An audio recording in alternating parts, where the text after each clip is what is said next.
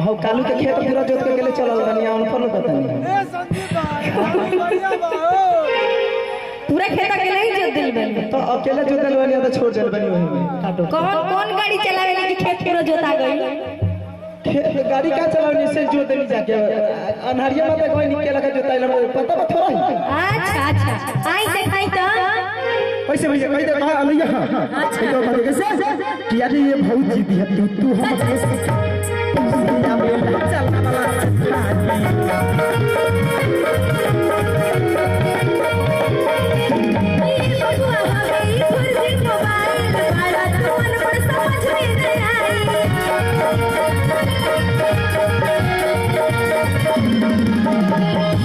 पहले राम रे भैया ये बबुआ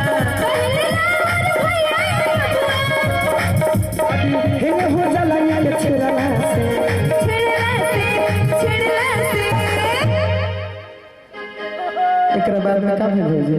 अरे की भेजले बलुदाना किरला से अच्छा चलेला हाथ के पर हे तो सामने भी बा हे तो हुआ बसा बगल में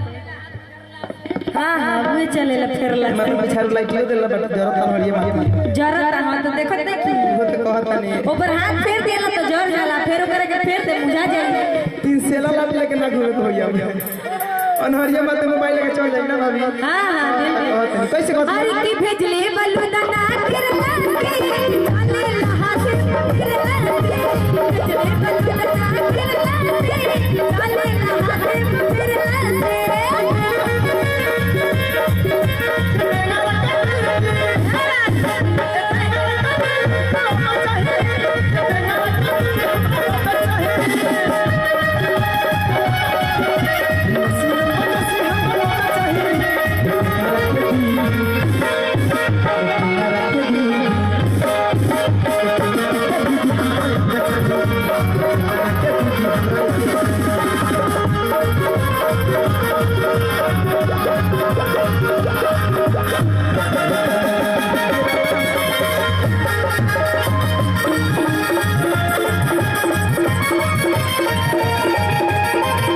और कैसे भैया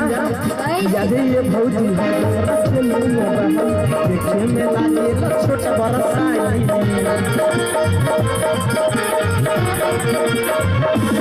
तनी सुनी हां अरे कितना के लोग देखी करेला बड़ाई आलू बना के मौगी चलावे मोबाइल आई देता हां अब ये पूरा गांव भर में रखला बाड़ खेत पर बीता भर का मोबाइल तो तोरे कने देखी बताई हमार मरद भले वैसन बड़ा लेकिन बड़का मोबाइल देले बड़न चलावे के अच्छा हां भैया कैसे यानी ये भौजी हर हमर रखल हूं मोबाइल देखने में लागे छोटा बड़ा साई के लोग देखी करेला बड़ाई आलू बना के मौगी चलावे मोबाइल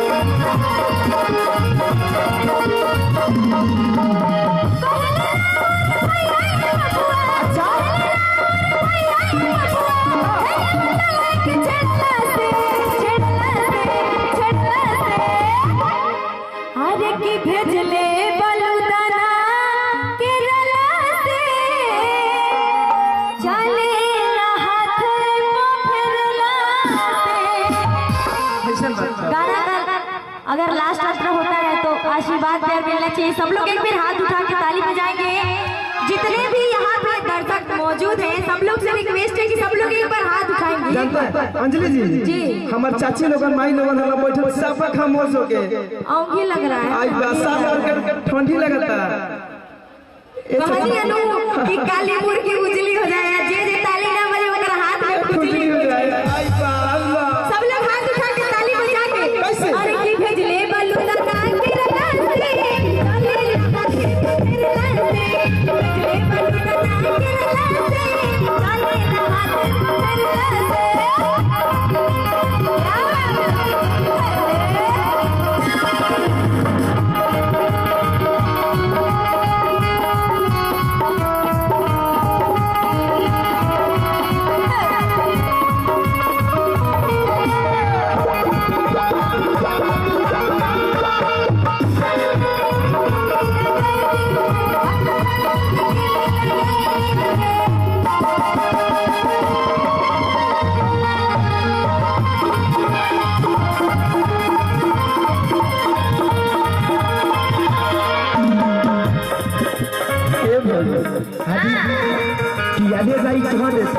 से रोज बतुआ हलू और कंधा मांगा से मिले तू जालू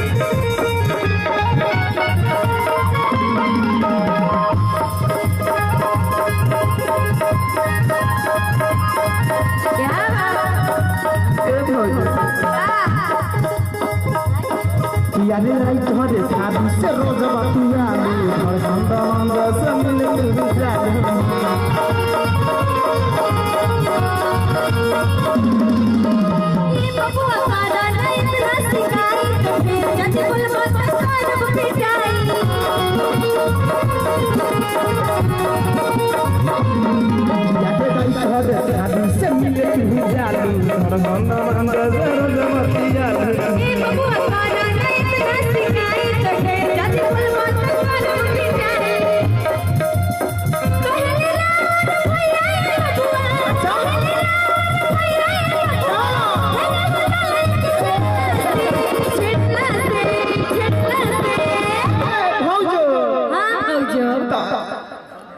देवर जी ये नु भाई सब तो हम कर भोग का हो गई साथ गई पैसा रहे तो सुधा मत बोलिया हमरा बारे में हां समझल इहे ते को बाल दुलरुआ हो दादा ई रात में दिने में देरे वाला होल्डर भाई भाई रात में भूता दे बिना लाइट के वोल्टेज के जब हाई भेज देले तो हैंग कैसे हो जाई है भेजा में तो हैंग कैसे हो जाई भजो अब बीच में कहता नहीं कि अनपढ़ है नु लोग नहीं समझत तो वही से छोड़ दूर जाए दे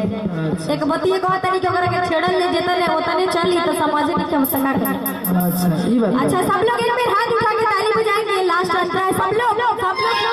जितने भी यहाँ पे बैठे हुए हैं इधर से भी कंजूसी हो रहा है और इधर से भी सब लोग एक बार हाथ उठाएंगे लास्ट अंतरा है तो आशीर्वाद दीजिए सब लोग एक बार और भेजले बल्लू दाना तेरा